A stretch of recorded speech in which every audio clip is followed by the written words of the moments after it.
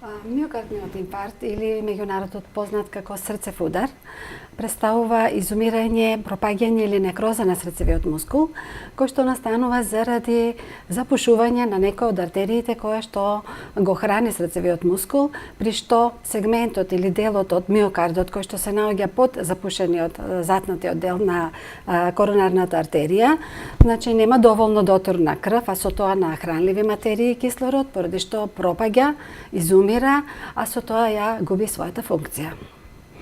Значи, во зависност од тоа која артерија или кој сегмент од артеријата, од коронарната артерија е затнат или запушен, миокардниот инфаркт или срцевиот удар може да биде доста масивен и тежок, така да пациентот во некои случаеви да не може да стигне до болница, завршува смртно.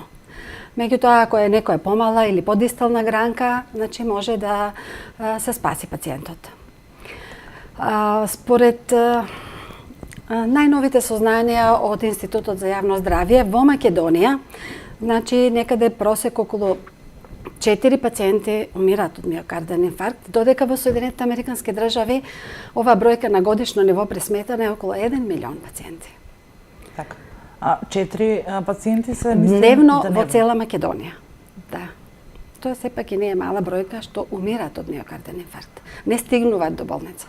Така, ја спомнавме старосната граница, таа е се подолу. Да, се подолу. Значи, порано се сметаше дека како ризична група за добивање на миокарден инфаркт беше некаде после 45 години па нагоре. Сега таа граница е доста поместена.